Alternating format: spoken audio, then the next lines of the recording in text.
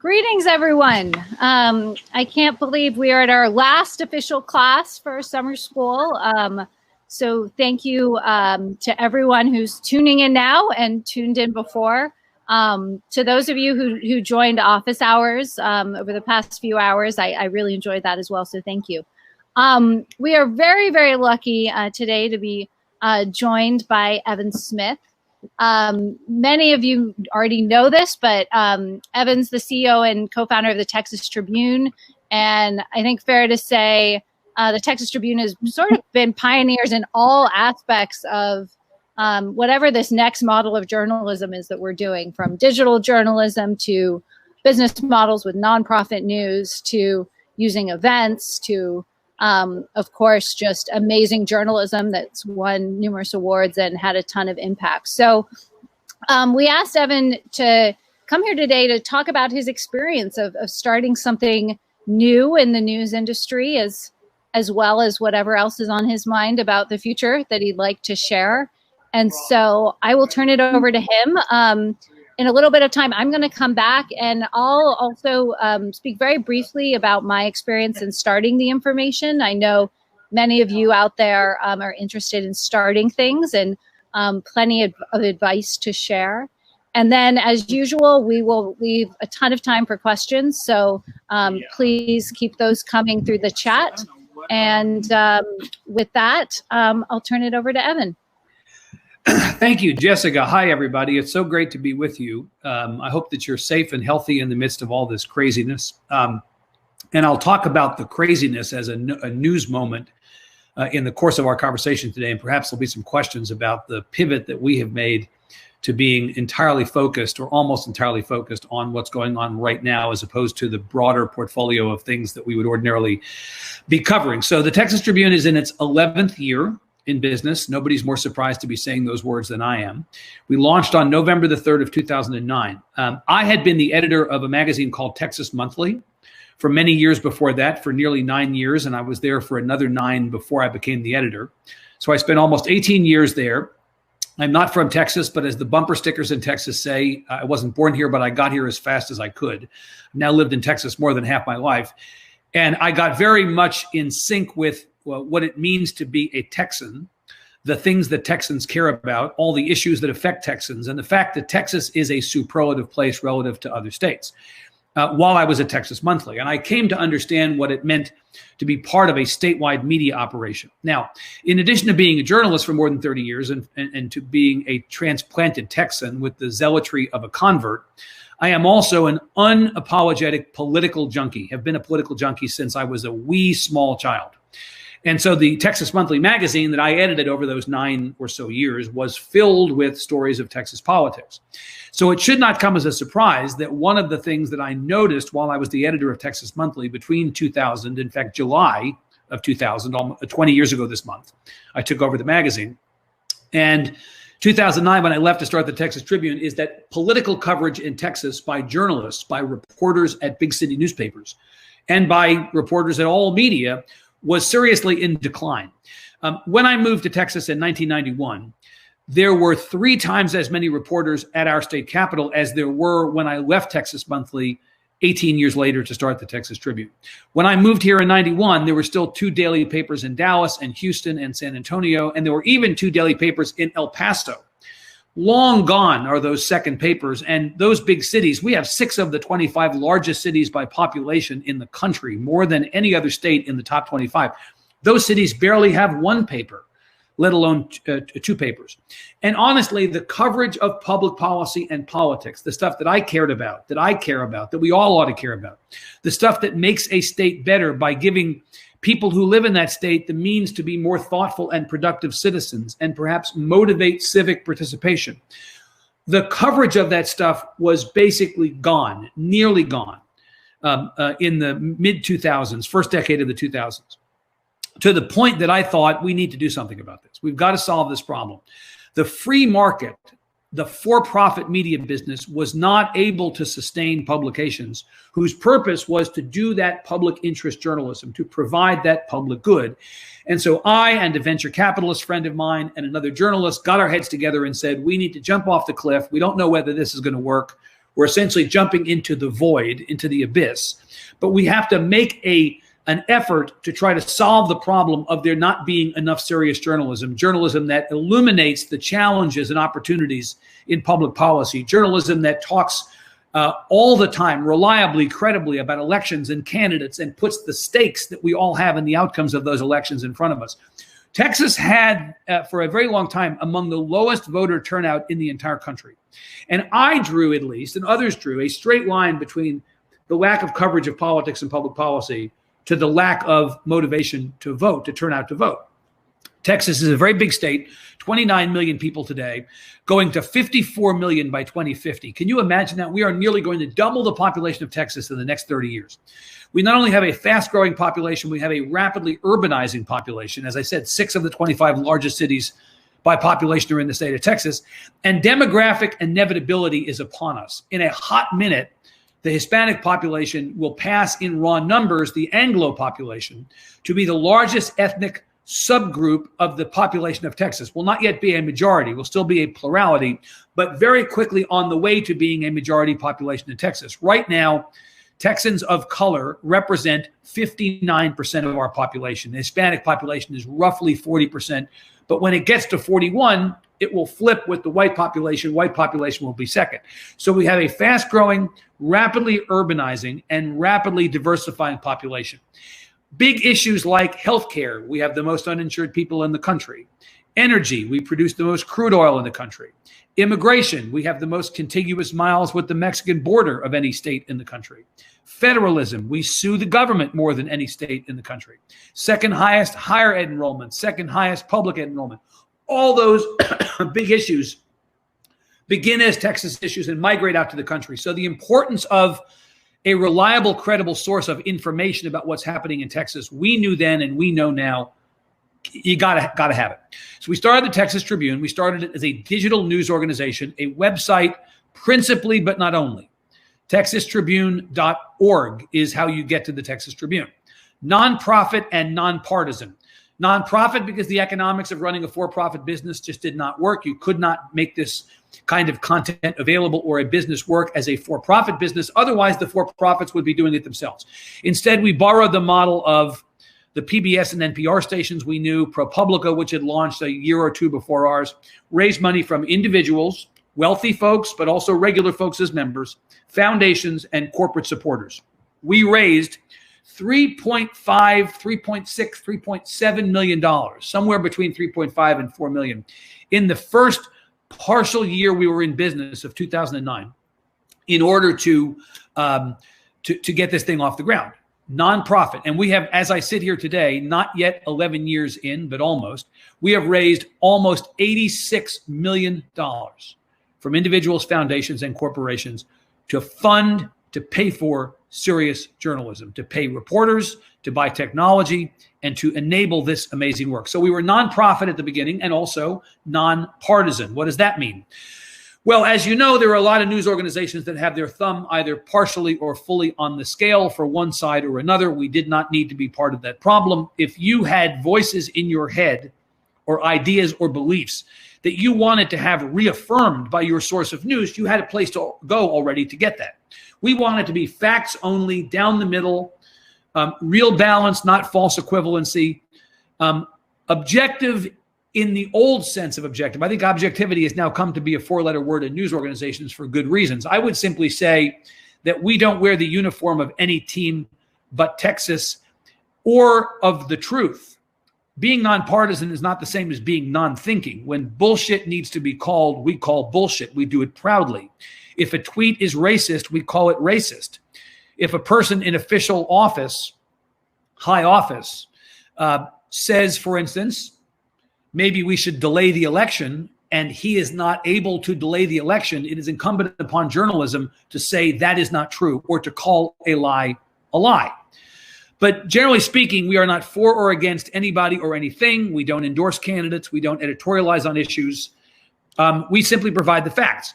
What I said from the very beginning was we don't need to tell people what to think. We need to tell people to think. We do 3 things. We do news, data, and events. The news we do is something that you who are all consumers of the news will recognize, will be very familiar to you. We do breaking news. We do beat reporting. We do political reporting. We do watchdog accountability reporting. We do long-form investigative reporting. We do data journalism, which I don't think really needs to be modified. Data journalism is journalism, but we do data visualizations, databases of public information, data-informed journalism, and data for the sake of data. We do live events, more than 50 a year, or we did before the pandemic. And that's where we have elected officials, newsmakers up on a stage in front of an audience. We ask hard questions. People in the audience get to ask hard questions. We travel the entire state with our events suite. This year, we've been a little bit put off by the pandemic, unable to gather in person. We do a big ideas festival every year. We've done 9 of them each of the last 9 years, one a year. That's like the New Yorker Festival or the Aspen Ideas Festival, called the Texas Tribune Festival. This year was to be our 10th in-person festival. Instead, we're doing it virtually. And all of this activity, the news reporting, the long-form investigative reporting, the data, the events, all of it adds up to a great news organization for a state that desperately needs this kind of credible, reliable reporting. We are up to today, full and part-time, 80 people on our staff. We have 40 or more journalists at any given time at our state capitol. We represent more than a third and almost half of the press corps at the Capitol in Austin at any given time. We have more reporters at our state capitol than any news organization, for-profit or nonprofit, in any state for the last 8 years. Think about that. Our humble startup from 2009 has the most state house reporters of any news organization in any state in the country. And that is because Texas is so big, and you've got to flood the zone and deploy all the human and financial resources you have to this task. So our staff is what it is. It was supposed to grow even more this year. That's also on hold. But I'll tell you that for 9 years, while the staffs of every other news organization have been going down, ours has been going up. The revenues of other news organizations have been going down. We have made more money year over year, every year since 2012. And everybody else's audience is going down, and our audience continues to go up. We have had more than 30 million people on our site in the last 4 months alone. And that exceeds any amount of traffic that we've had any year previously. And that is only on site. That's not off platform. It doesn't count audience we have on social or audience we have on Apple News or our free syndication of our content to newspapers all over the state. One of the major decisions we made at the beginning was to give our content away so that anybody at any newspaper or on television or radio or any website around the state of Texas could republish, repost, or re-air it for free. And that has created an enormous audience for us in communities that are absolutely news deserts today, where there is no reporting, there's no news. So look, we have had a great run for 11 years. We believe in state house accountability reporting, and we have been a best practices laboratory of sorts. When you look around the country at Cal Matters in Sacramento, or the City in New York, at the Nevada Independent in Las Vegas, at Mississippi Today in Jackson, those folks and others would tell you, because we've worked with them, been happy to work with them, that they are essentially trying to create a Texas Tribune of their own in their state. And we believe that every state deserves to have this kind of reporting. Every state has the resources to fund it. Every state has the journalists who would do it. And maybe in the question and answer part, we can talk about what it takes to start one of these. I will tell you, every other job I had in my life, those were jobs. This is a calling. I really believe in this work after 11 years more than ever, the importance of it, the value of it, the mission of it. And so it's always a great pleasure to get to talk to people and tell the Texas Tribune story. We're only just getting started. This is only the first 11 years, many more good things to come. I'll stop there. Awesome. Okay. How inspiring, Evan. And it's so great to see you have so much passion so many years in too. And you've got to add the information to the list of organizations that have been very inspired by what you guys have done. So hopefully there'll be some common themes in what I'm going to say. So I was a tech reporter at the Wall Street Journal for 8 years. I started a day after I graduated from college. I never thought I was going to be a tech reporter, but at the time, an editor asked me if I'd heard of MySpace, and that was qualification enough in 2005 to get a job covering tech. So I said I believed I had, although I'm not sure I had ever logged into my MySpace account, but I had an account and got my foot in the door at the Journal.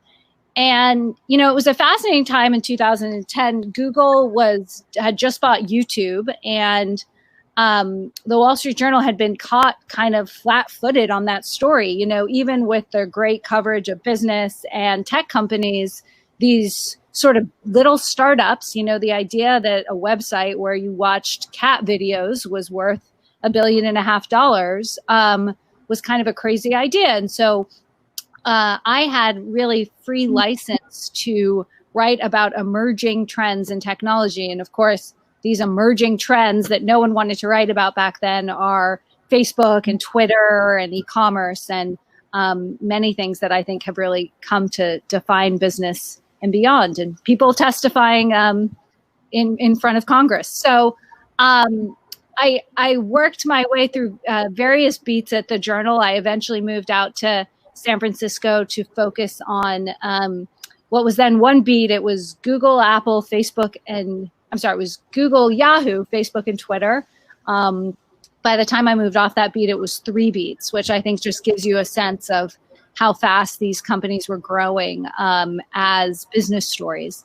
And loved working at the Wall Street Journal. I think it was an amazing publication. I learned so much, but what happened was I was writing about these tech companies and everything they were disrupting. And I was sort of sitting inside this big news organization that was being disrupted by technology too, but I felt sort of missing the boat on what to do about it. And specifically, what I saw was a real race to generate traffic and clicks, as opposed to really pursuing very differentiated and deeper stories. And you know, when I was covering Apple, my editors would pat me on the back when my live blog got a lot of traffic. And I was sitting there thinking, you know, everyone and their mother is live blogging this Apple iPhone launch. I want to tell you, you know, I want to get inside the Tim Cook, Phil Schiller, Johnny Ive management dynamic and what that means for the future of the company. So even at the Wall Street Journal, which, you know, had a premium audience, fabulous content, digital subscription business, there was this period, you know, circa 2012, 13, where just everyone became obsessed with traffic because, of course, you know, Google and Facebook had built these amazing online advertising businesses.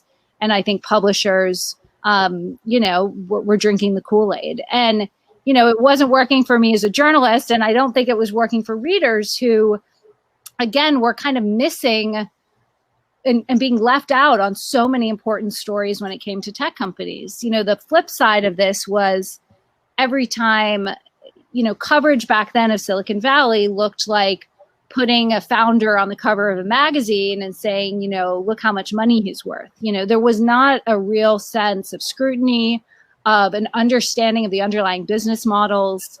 And to me, it was sort of like these companies are going to change every industry. They need to be sort of treated as serious businesses, not these wild and crazy Silicon Valley startups. And so I was passionate about the subscription business because I felt like it was the way to build and maintain an audience, to make sure that we'd be, you know, that a publication is relevant. I think you have to build, much as the Texas Trib have, you know, that super bond with your reader.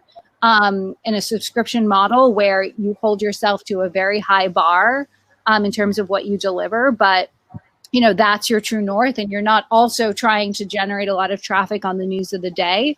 I really just became obsessed with the idea that was the key to building what might look like the next Wall Street Journal, which I think would look very different, but could be that incredibly relevant and essential resource to first sort of the tech community, and I think ultimately the business community. So started by myself. I put in a little bit of seed funding myself. I brought on a few reporters, including one in particular, Amir Afradi, who I'd been working with at the Wall Street Journal for a number of years. And we just started to write articles. You know, Amir and I had collectively covered Google and Apple for a long time. And so we were breaking a lot of news about those companies, and we were getting a lot of in-depth stories and access, and sort of one subscriber at a time. We're building the business, and then we'd bring on some more reporters, and all of a sudden, we'd also write about Amazon as well as Google and Apple. And, so this was, I think, 2013. And, fast forward to today. So, the information, we have about 43 people working for us globally. We have a newsroom of 24 reporters and editors, which I don't think there's any publication out there that has that many tech business reporters and editors. So again, they're way bigger publications, but I think if you look at, Bloomberg does if you count by many metrics, but we have a pretty formidable reporting core, covering the tech business.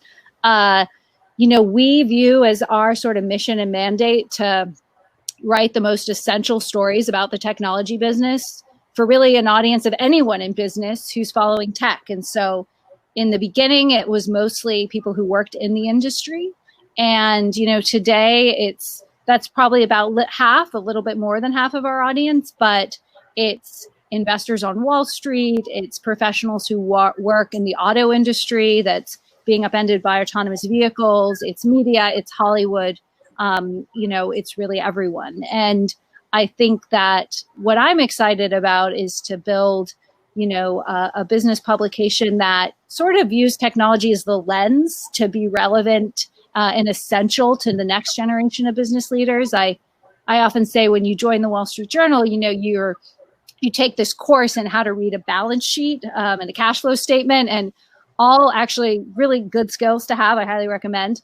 But it sort of it illustrates a very finance-centric view of the world and of business. And I like to think, what if every reporter was fluent or understood how machine learning worked, and then used that to anticipate, how consumer packaged goods were going to evolve and how retail was going to evolve, and really telling the story of business with very strong roots in technology. So, that's what we've been doing. We have now mostly in San Francisco, usually, but we have 4 reporters in Hong Kong. We have a reporter in London. We have a team in New York, DC, LA, Seattle, and feel very lucky that we've gotten the business to where it is. We took a very different approach in sort of financing and growing the underlying business operations, and certainly a very different approach from, I think, the Silicon Valley approach of just raise a bunch of money and throw it at a startup and hope the revenue comes in. And while there are trade-offs to every approach, we were cash flow positive 2.5 years in, and yep. Essentially continue to just run the business around break even, where we're investing back our growth every year. And I think it's feel very lucky and excited about where we are. So I'll end with just a couple things that I think there is tremendous opportunity to start something new in news, despite the fact that there are a ton of headwinds. It's amazing to me, like, if you really step back, the barriers to entry are lower than they've ever been, because there are just so many tools. And I think the demand is also greater than it's ever been, because, for truly quality stuff, it stands out. So I think that's important to figure out, but it all lives and dies with the journalism and the content. It doesn't matter how clever your idea is, or if you think that there's some audience that's being underserved. At the end of the day, it's, what is your team going to produce that everyone's going to feel like they have to open that email every morning or come to that website every morning? And it's actually, I think in news and media, we're trained to think in terms of scale and breadth, and look how many companies we cover and look at that. But I think what works well in this environment is readers can pick and grab and get scale over the course of the internet. They're really looking for expertise and specialization. And so not being afraid to embrace a very narrow thing that at first you can do really well, and over time, if it works, you'll have the resources to do more and more. And I'll end on this point, which is, when I was thinking of starting the information, I'm a huge admirer of many news organizations, but Bloomberg to me jumped out as really a news organization that had disrupted, a lot of the more mainstream publications, and had kind of done that in a very innovative way. And before I really dug into it, I thought the answer was the terminal. I thought that, Bloomberg had caught what their innovation, their secret sauce, right, was this special hardware that, made them indispensable. And after reading Bloomberg by Bloomberg, which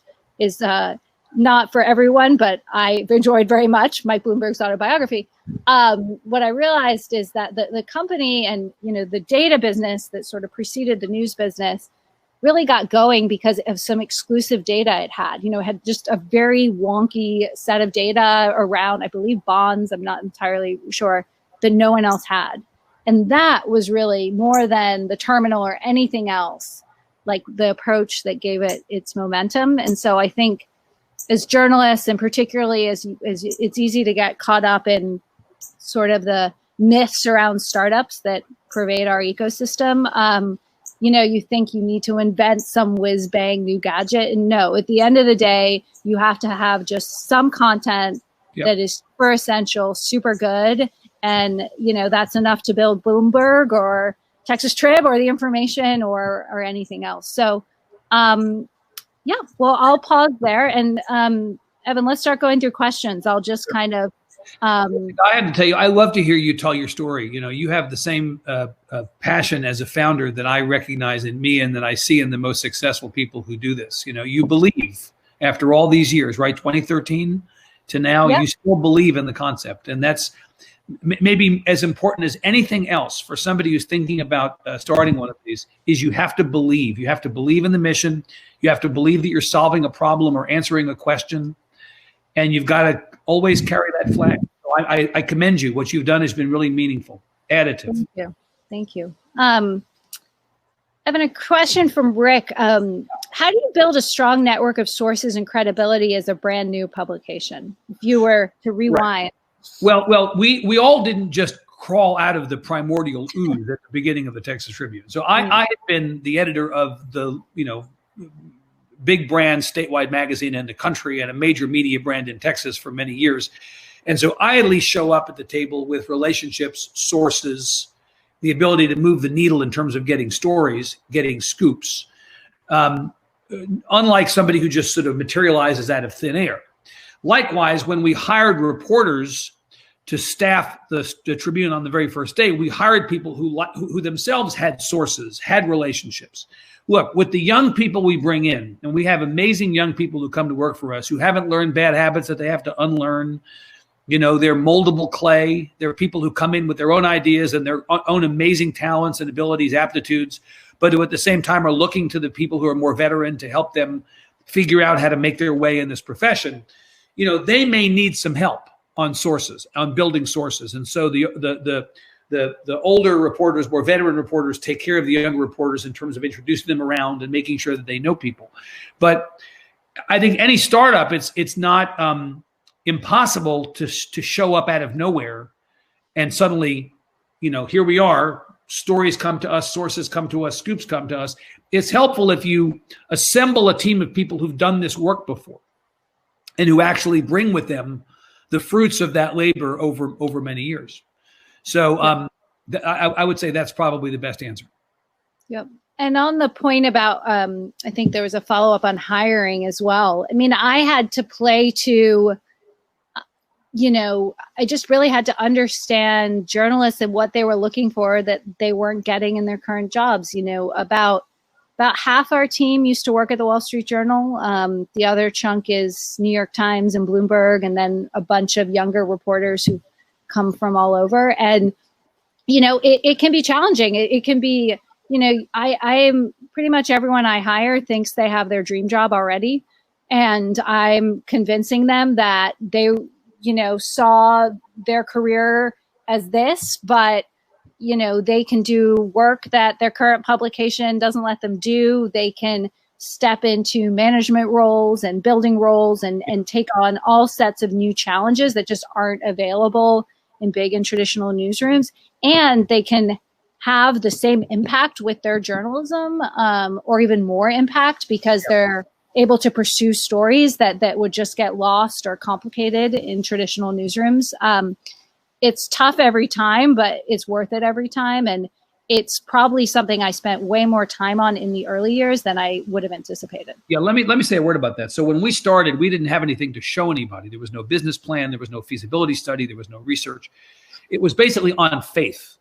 Join us on this journey. Clasp hands with us like Thelma and Louise. Let's drive off the cliff together. That's pretty much what we said. We made the mistake of thinking that the greater risk for the reporters at the Dallas Morning News and the Houston Chronicle and Slate and the Texas Observer and the El Paso Times and the New Orleans Times-Picayune, who came to work for us at the beginning, we made the mistake in thinking that the risk was coming to work for us. It now turns out, as I think back on it, that the risk was staying. Yeah. The legacy newspaper model was showing already signs of its slow plodding demise. And so we were able to say to people, as you did, Jessica, you think your career is this. Your career is actually this. Here you're one of many. Here you'll be one of one. Mm-hmm. A key is you've got to have enough money to pay people competitively, or at least something approaching competitively. At the end of the day, I can help you have the career you want, doesn't pay the light bill. And so it's important for us to have enough money at the beginning to at least make an effort to match people's salaries to get them to come over. Now, of course, like you, it's a whole different conversation. You're an established brand.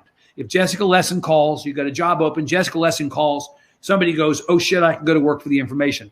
We now no longer have to explain what we are or what we do. That only happens over time. But at the beginning, absolutely, you've got to make that sale. Yep, absolutely.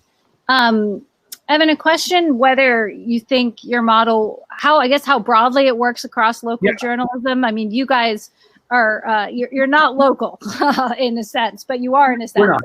So we've been asked to effectively franchise the restaurant. You know, first of all, people will come to us the first couple of years and say, would you come to X state, and we'll scrape off the name Texas and we'll put, whatever, Idaho, the Idaho Tribune or whatever else. I will fight anybody for the title of I know Texas politics better than you, and I'll win every time. But I don't know anything about Idaho or Nevada or Oregon or Seattle or any place else, or Washington.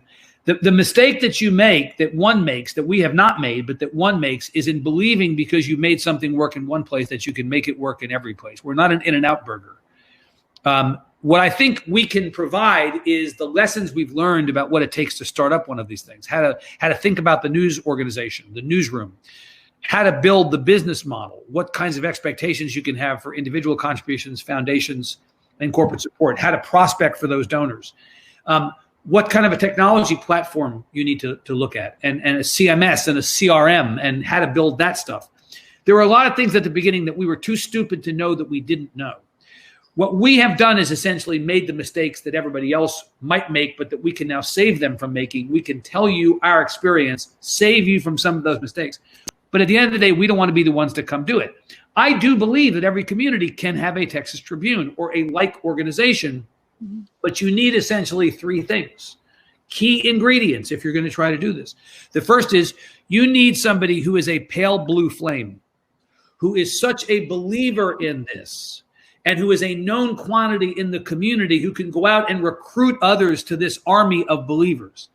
If you don't have that, it's not going to work. The second thing is you need money to get the thing going. You don't have to have all the money, but you have to have enough money. And the answer to the inevitable next question, how much is enough, varies from place to place.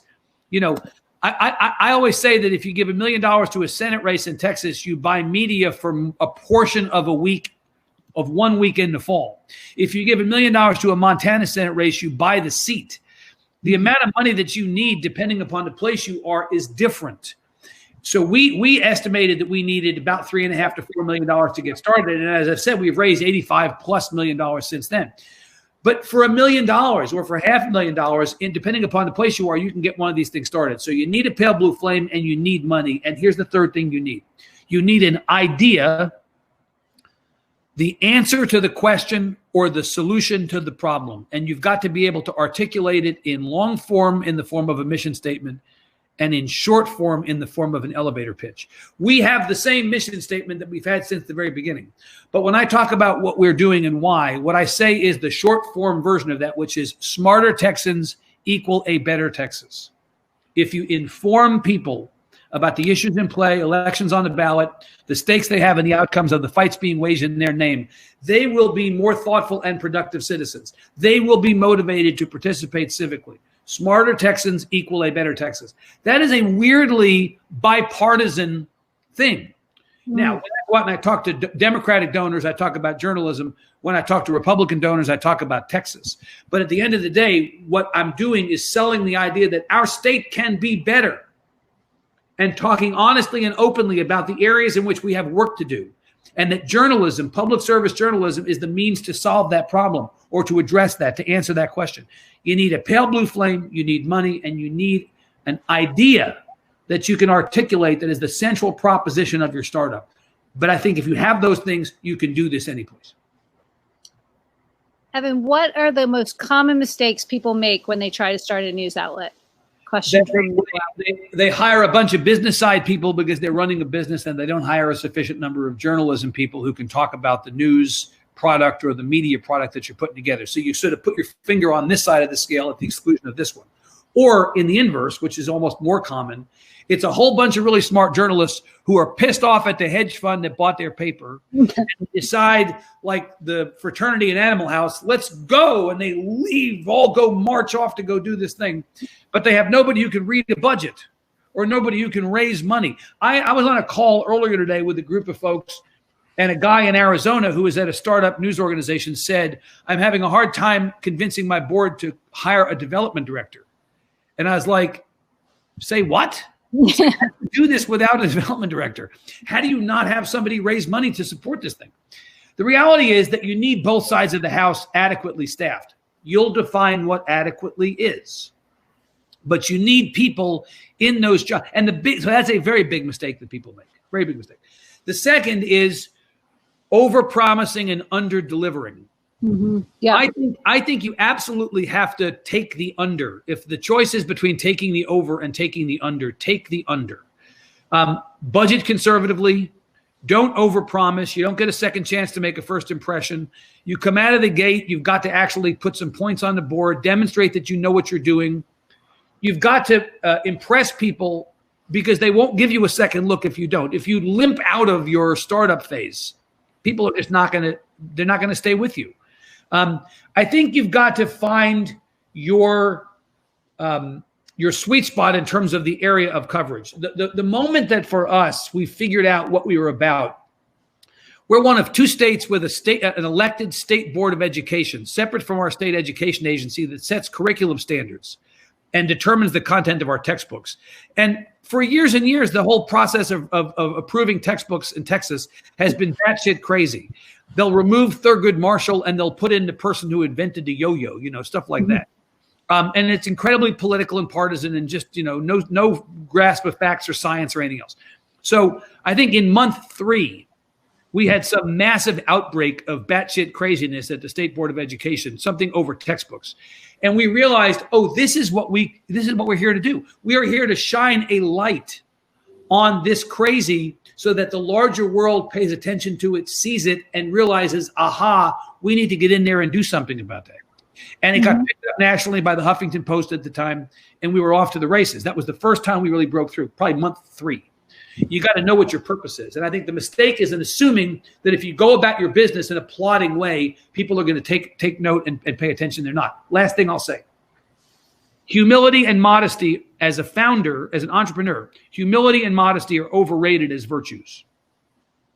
You have got to tell your story. You've got to be P.T. Barnum. You've got to jump up and down and wave your arms and stamp your feet at all times. No one will care about your thing as much as you do. No one will tell your story as well or as enthusiastically as you will. And if you're too modest or too humble because that's your nature, you're never going to be able to succeed.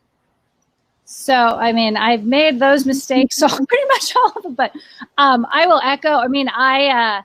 and I don't think this is exclusively at all women, but I do think the female founders I know across many businesses are not as P.T. Barnum and tooting their own horns for whatever reasons. And I think I am currently engaged in a debate over whether to hire our first PR firm 7 years later. And that is probably a big mistake. And I probably should have done it before we launched. So I think that that's a very good lesson. I'll just add too, and I think it relates to what Evan said in terms of under promising, over delivering. Focus. I mean, since there have been a number of new tech publications that have launched before and after us. I mean, when we launched, it was, our competition was All Things D, was Pando Daily. I mean, these publications don't exist in their current forms anymore. Many since, and it's because they're trying to boil the ocean, because they're in this mode that to prove that they're here, they have these massive newsrooms and they do all this stuff. And it is absolutely fine to own the Board of Education debate and a few other stories in a news cycle. And, for us, it's really awesome to think back on these moments of, but for us, one of our biggest stories was actually when Facebook bought WhatsApp. We did not break that news. But we were really well sourced in and around WhatsApp that we were able to get the backstory of how Google tried to block the deal. And the backstory was so juicy with, Sundar canceling his Christmas vacation and promising the world to WhatsApp to sell to them. And then just please don't sell to Facebook, whatever you do. And this was, look, this moment's being litigated in Congress as we speak, and the Justice Department and the Federal Trade Commission. It was a very important moment in the future of the consumer internet and the war over messaging and sort of what came next. And that story for us and just having the inside detail became major. And it's funny that you can, point to these things. It's a great thing about our business. And at the time it was going to be the thing that made you, for us, the last couple of years, the Hurricane Harvey coverage and then the family separated coverage have both been big moments for us where we stepped in, punched above our weight, and owned what was really not a state story, but a national story, and stuck around longer than everybody else did. People are very distractible. And so they see a squirrel passing by and they go follow that. We invest time and energy into covering those stories in a way that many news organizations don't. And what you said, it's focus. It's focus and owning your vertical, right? You don't have to be all things to everybody. No, you can't. Nick has a good question. Not every project skyrockets or gets positive cash flow quickly. And sometimes, how do you figure out if where you are is good enough, if you should keep going? I don't know what you used as your true north there, Evan. Well, we were fortunate that the numbers kept ticking up for us, and I was, I'm still I feel like a new CEO even after 11 years learning this stuff. I was a lowly journalist before, right? I didn't actually run much but my dishwasher and my mouth before we started the Tribune. So I'm still relatively new to this. I will tell you though that as I watched the numbers tick up year over year, like you, we were cash flow positive within about 2 years and have never looked back. I took that as a sign that we were doing something right and that we should continue. I will tell you that it is always a good idea, literally and metaphysically, to read the room. And if things are not working and you get a sense things are not working, you gotta hear that, you gotta see that, you gotta internalize that, and you gotta be willing to make changes. I think I would actually go back and add this onto the list of mistakes. Not showing up at the doorstep of your organization, willing to be flexible and adaptable, willing to pivot in circumstances that demand it. I mean, what has 2020 been? But a year for us all to demonstrate whether we're good at or bad at pivoting, right? The ones who are bad at pivoting are going to be left, the roads behind us will be littered with the bones of people who failed to pivot during 2020. I think you've got to read the room and you've got to figure out what you need to do in real time. And I think that would be my answer. And I would just add, so I have always been focused on just growth, not absolute numbers. People always ask me, what's your subscriber goal now? And what's your subscriber goal in 5 years? And I just want our growth to accelerate. And I think key to that, though, is setting the right expectations going in. We charge $400 a year. We were not on day one going to have 20,000 subscribers. Right. But, right now we have about, we have it well into the tens of thousands of subscribers. And then we have an audience of about 500,000 who read us regularly. So, those numbers, you have to just kind of like reorient and set very realistic goals. And I think that's important too. But I think, particularly in any startup, momentum is what you need. And when it slows down, I think it's really challenging. But using that as your guide and, being okay if you don't know these absolute numbers, because what you're looking for is some spark or traction, and then you're going to unlock some next thing and you're looking for a spark there too. So it's a little bit different. I also think it's important to have what I would describe as a respected asshole on your board who is willing to ask difficult and uncomfortable questions at board meetings and is willing to tell you you're not growing quickly enough. You're not putting the kinds of KPIs in front of us that are aggressive or ambitious enough. Because one of the things that you can do is you can convince yourself that you've met your expectations. But you should not be the one to make that assessment. Others should make it. And you probably want a thorn in your side to be the one to do it, because then you know that you're doing it right. I think board composition is probably the subject of a whole other hour, Jessica, but it's a big part of what we do. Yep.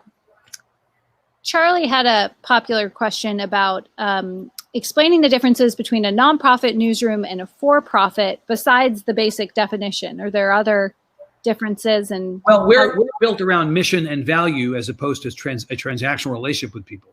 We sell people, and by the way, the mountain has come to Muhammad on this, right? This is you listen to the New York Times talk about the value proposition of their work. You talk about the Dallas Morning News now seeking foundation funding to support education coverage, or the Guardian, which is of course the greatest example of an organization that, completely pivoted over to mission and membership as a core function. I mean, look, the reality is that we believe in the mission of the Tribune. We believe in the value proposition of the work that we do. We believe that we are providing a good.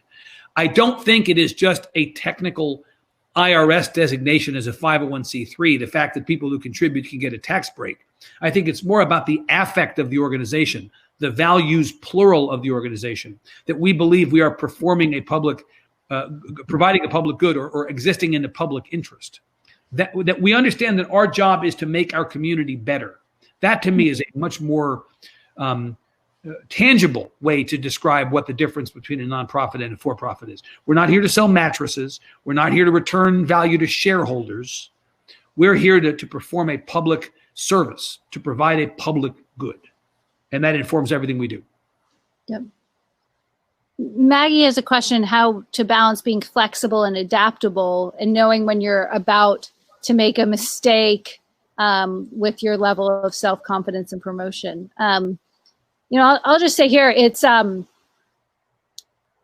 of the things there's a big difference between being a journalist and starting something, you actually have to make a decision. I never had to make a single decision. I could research something and just put what I learned there. And the day I had to start a company, I had to do that. And then I had to decide, I froze over which payroll provider to use, which in hindsight is not the kind of decision you need to be sweating in the early days of a company.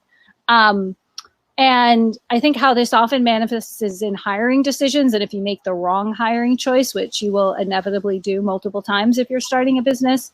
And what I learned to do is actually to trust my instincts. And the second you're sort of worried that something's wrong. It probably is, right? It like 99% is. Right. And you should just deal with it no matter how painful it is. And what do they say? Hire slow, fire fast, right? Yeah. And it's hard because it does sort of cut against this grain of learning and iterating and when do you pull the plug on something. But I think in startups, time is of the essence, momentum is of the essence. Yeah. And I think, you cut your losses and if it's a new product, if it's a new thing. And we do this all the time. We try stuff all the time. We move on from it. That's part of our culture. And I think it's just really important. And I see so many early stage founders across in my own reporting who just don't act quickly enough when they've made a mistake. So, great. Evan, I think there's some questions about like Substacks and the rise of email newsletters as an either, an embryonic form of a new business or a way to start your career in journalism. What's your take on that?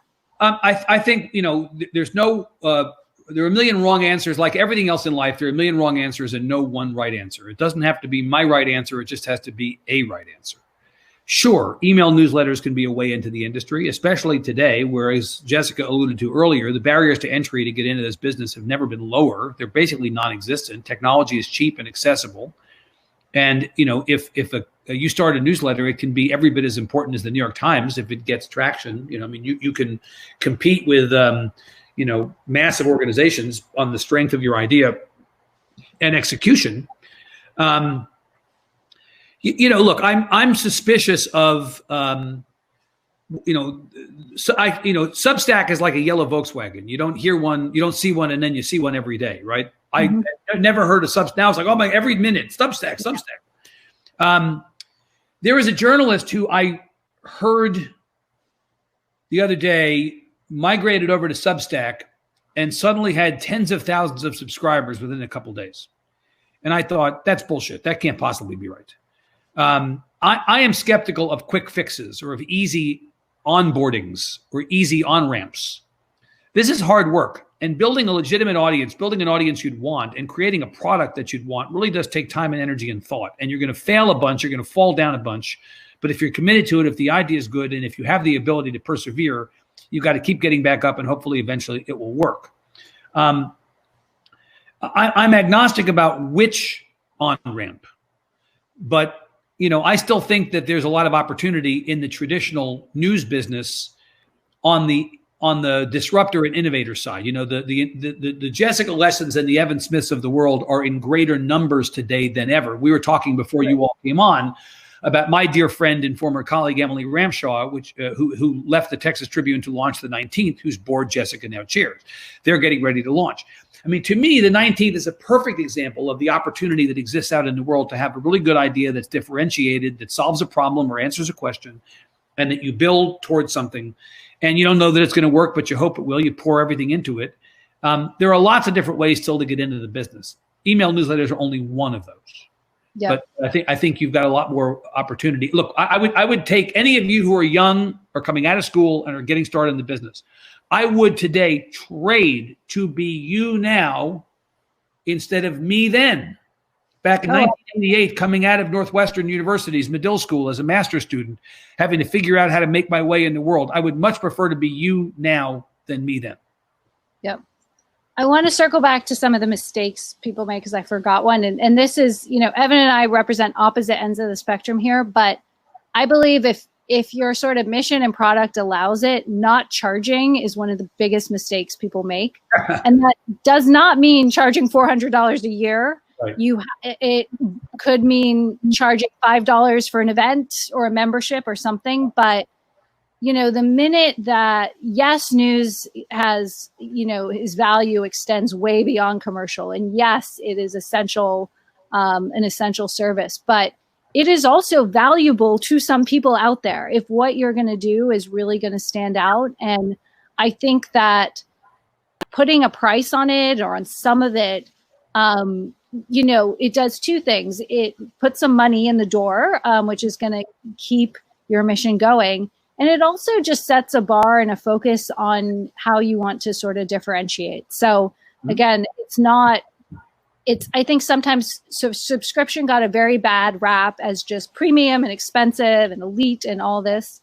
And it certainly can be, but it can work. We run an informal accelerator where we've had, a dozen or so subscription companies or newsletters just kind of, we've helped them kind of get going and avoid the mistakes we've made.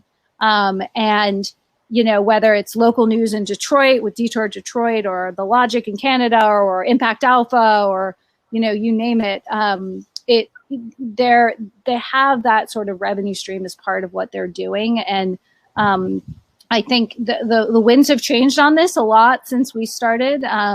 But I think it's really important. And The other thing, which Evan, your comment reminded me of, is being skeptical of these huge audience numbers. I mean, I think everyone likes to go for like the free trials, and you know, if you look at people maybe are following Quibi, but you know, the mobile video startup that was boasting these huge numbers, and then 8% of people stuck around. And I think it goes back to like knowing your audience, being proud of the momentum and growth you have, and not just getting bogged down in kind of all this noise, because you got to play the long game if you're building a long-term company. So say a word about free just for 1 second. And that is, you know, we have some things that we charge for. We charge for the festival. We have a premium newsletter. We have obviously a robust membership program. My argument from the very beginning, and I'm sticking with it today, Jessica, is this. If the goal is to get more people in Texas into a conversation about the issues and the politics and the priorities of our state, and then the first thing you do is you put a paywall between them and those issues and those politics and those priorities, you're doing it wrong. I would much rather, provided I can do it, find people to pay for my ability to make this content freely available. It doesn't devalue that content, but it allows us in an environment like this to reach more people and to hopefully have more impact. That's the call we've made. I mean, there's, again, if you've seen one of these news organizations, you've seen one of these news organizations. Yeah. Right. And I think just knowing, I mean, sometimes the topic of news business models to me feels like throwing spaghetti against the wall, and just like, you know, every organization has tried, you know, getting money from Facebook, getting money from Snapchat, you know, launching a consulting business. Right. And when I look at that, I just feel like, oh, that companies doing that are never going to succeed because they haven't found what aligns their journalism and their product with their business model. Short-term win at best. And it's also just nauseating to think about. Yeah. But let's see if we have maybe one last question here. And thanks to everyone for the wonderful questions. Thank you, everybody. These are great questions. How can we? Oh, these are all good. I don't know where to go. Well, I think we covered some of them. This is a good. What are some specific things you're investing time or money in for the future, Evan, particularly in this moment? Well, I think all of us should be and should have been talking about, and should have been talking about diversity, equity, representation, and inclusion in all of our newsrooms. I happen to live in a state and run a news organization in a state that is 59% people of color. The diversity numbers, which we publish every year, are better than most news organizations, but are not to our satisfaction adequate. We do not right now have a newsroom or a news organization that reflects back on the community we cover, the diversity of that community, and we are working intentionally and thoughtfully and aggressively to address that problem. That is not just because of George Floyd and the aftermath of the last couple of months, but it's because it is the right thing to do, and it makes us a better news organization. We are able to do our job better if our newsroom is more diverse. I am focused intently on how we overhaul all of our hiring policies and make our newsroom as diverse as the state that we cover. Yep. I will echo that as well. It is a formidable challenge. We've started new task forces recently in the company and have a lot of work to do. And I'm very old school. I'm trying to invest more in journalists. You know, again, we've got great engineering team, great business team. We're growing those, but I mean, again, there's it to me is I want to make sure everyone who's in college this year has a college newspaper experience that is going to keep them excited in the industry and eventually come knocking on our doors and other places. And so, you know, with that too, I want to thank everybody. We're going to have this video, not that you need to watch us again, but if you want to share the word, we'll post this in a few days. While this is our last session, the Facebook group is going to be hopping for months and hopefully years to come. So please check back. I've asked everyone who's participated to share any job openings, intern programs, fellowships, you know, things that they're aware about to really get those opportunities in front of you all. If anyone wants to stick around, you can head over to the networking section. And mostly, thank you. You guys have been very inspiring to us as well. A big thank you to Evan, who just really, I'm about to go into my weekly company Q&A and you've fired me up. So I'm ready to go. Hope everyone stays well and please stay in touch. Thank you. Bye, everybody. Thanks, Jessica. Take care. Bye-bye. Bye.